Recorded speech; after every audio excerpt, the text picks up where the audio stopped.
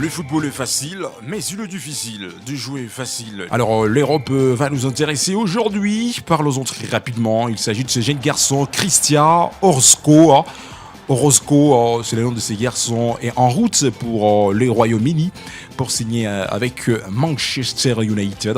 Dans le prochain heure, Ubisport, on vous informera. Alors parlons à présent de Real de Madrid avec cette ronde de star argentine, Franco Mastantuono. C'est récupéré de blessure, c'est officiel déjà, donc la semaine prochaine, le garçon sera à côté de son équipe, son club Real de Madrid, Franco Mastantuono, et ça reste une bonne nouvelle côté Real de Madrid. Autre côté, c'est Sergio Ramos, allez chercher Sergio Ramos, un transfert gratuit, et jusqu'à là on ne sait pas quel club qui va recruter Sergio Ramos depuis le début de cette semaine. Ramos a terminé son contrat, c'est un agent libre et on ne sait pas quel club qui va s'engager avec le technicien espagnol Sergio Ramos, l'ex-défenseur de Real de Madrid, l'ex-défenseur de FC Séville. Ter Stegen obtiendra le feu vert dans 2 semaines, c'est un communiqué officiel. Côté Barça, et peut-être ce garçon pourrait prolonger les contrats avec le FC Barcelone. Ter Stegen obtiendra le faveur dans 2 semaines. Autre côté, il s'agit du Real de Madrid. Rudiger s'est récupéré de sa blessure. Alors c'est une information officielle parce que ça faisait longtemps. Rudiger, depuis le début de cette saison 2025-2026, Rudiger, le joueur du Real de Madrid, était à côté, était en dehors du terrain, mais aujourd'hui encore, on les précise que ce garçon sera de la partie. Alors, c'est incroyable pour Neymar Junior. Fou, il a décidé de jouer avec la blessure ménisque. Le garçon, il a marqué, il a dribblé, et pourtant il était blessé dans la rencontre. Et c'est intriguant, mais ça reste une bonne nouvelle car ça démontre la détermination côté les joueurs. Lori Verde, le Brésilien que nous sommes en train de vous parler, messieurs Neymar Junior. Alors, autre côté Chelsea, c'est une bonne nouvelle. Les Palmer ED retour. Le garçon qui a manqué le match côté Barça dans l'UEFA Champions League. Alors, c'est officiel.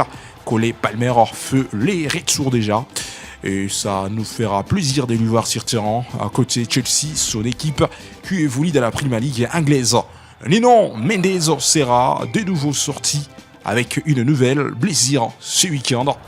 C'est une chose qui choque le Paris Saint-Germain et pourtant il reste le défenseur exceptionnel côté Paris Saint-Germain.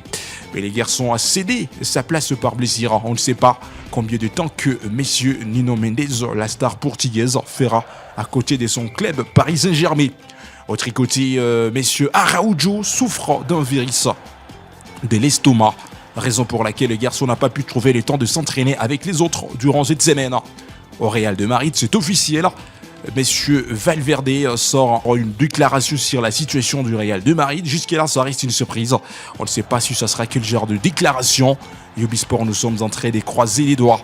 Mesdames et messieurs, on peut terminer avec cette page sportive au niveau d'Europe avec des matchs qui vont se jouer aujourd'hui, ces week-ends, parce que le samedi, le dimanche, on a toujours l'habitude de suivre de grands matchs. Par exemple, aujourd'hui, il y aura une seule rencontre à suivre en Angleterre, mesdames et messieurs. Brentford contre Burnley, match à suivre aujourd'hui à partir de 17h juste heure locale. On ne sait pas si cette équipe fera la différence, mais dès dimanche 30 novembre, il y aura tant de matchs.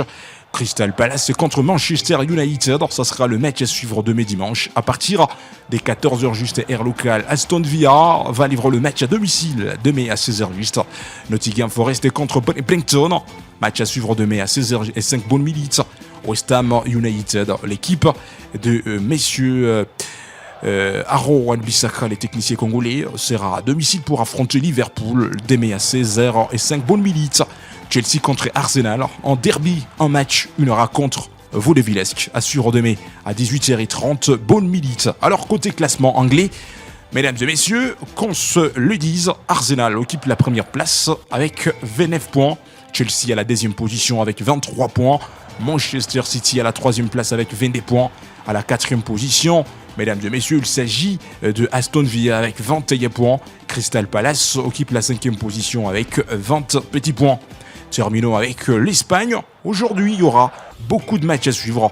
et surtout en Angleterre. Il faut faire attention, il y avait tant de matchs aussi à jouer. Par exemple, Manchester City va livrer le match aujourd'hui, le samedi à 17h juste. Sunderland, aujourd'hui le samedi, va affronter Bournemouth à 17h juste. Everton va affronter Newcastle United aujourd'hui à 19h30, bonne minute. Et Tottenham va affronter Fulham aujourd'hui, samedi, on le précise, à partir de 22h juste, air local. Mais aussi en Espagne, la Liga espagnole, à partir de 15h juste, Majorque va affronter Osasuna. Aujourd'hui, on le précise, à 15h juste, à 17h15, bonne minute. Le Barcelone va affronter Deportivo Alavés, tandis que le Levante sera à domicile pour accueillir Atlético Bilbao à 19h30, bonne minute. L'Atlético de Madrid sera à domicile aujourd'hui pour attaquer Real Oviedo à partir de 22h juste, air local. Demain dimanche à 15h juste, Real Sociedad sera l'équipe qui va affronter Villarreal. FC Séville contre Real Betis demain dimanche à 17h15, bonne minute. À 19h30, bonne minute, Celta Vigo contre Espanyol Barcelone. Et terminons avec FC Girona, l'équipe qui va affronter Real de Madrid demain à partir de 22h juste, air local.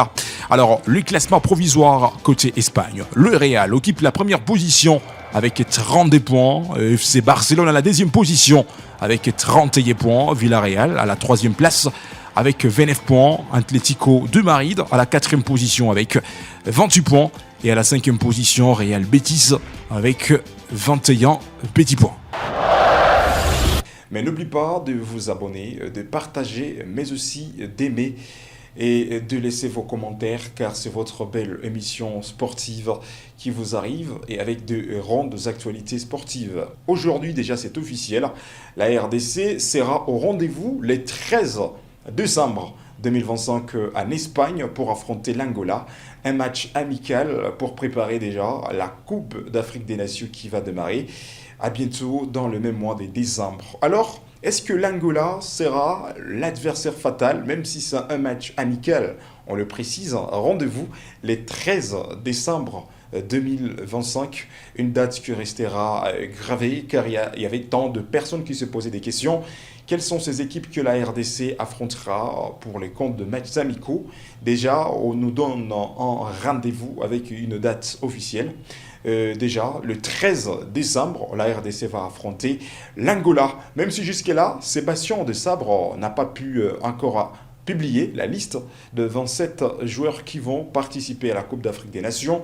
Parce que, rappelez-vous, Ubisport, nous avions trouvé l'enthousiasme de vous présenter les 55 joueurs présélectionnés côté RDC, parce que c'était la condition que la CAF avait imposée à toutes les nations africaines qui ont eu le privilège de se qualifier, raison pour laquelle Sébastien Desabre, lui aussi, avait proposé ces 55 joueurs présélectionnés. Parce que après ces 55 joueurs présélectionnés, c'est là où on va retirer les 27 joueurs qui vont participer à la Coupe d'Afrique des Nations. Alors, une date à ne pas ignorer, c'est le 13 décembre 2025. La RDC affrontera l'Angola pour le match amical, on le précise, et ça sera une rencontre qui se jouera très loin en Espagne. Donc, gardons encore patience, mesdames et messieurs, gardons encore notre souffle, parce que dans quelques jours, Sébastien Desabre sera obligé de publier la liste de 27 joueurs qui iront au Maroc pour participer à la CAN. Et on a l'espérance qu'avant le match amical qui va se dérouler le 13 décembre 2025, Monsieur Sébastien Desabre doit d'abord publier la liste de ces 27 joueurs qui iront au Maroc, à ce qui concerne la Coupe d'Afrique des Nations. La tête est levée d'Olivier Lamarche. Et ce qui est bien fait aussi, c'est ce tableau penalty. Oh, ça semblait pourtant bien fait de la part de Denis Sapien. Merci de nous avoir suivis, mesdames et messieurs. N'oubliez pas de vous abonner, de commenter, mais aussi de partager et d'aimer notre chaîne YouTube pour ne rien rater.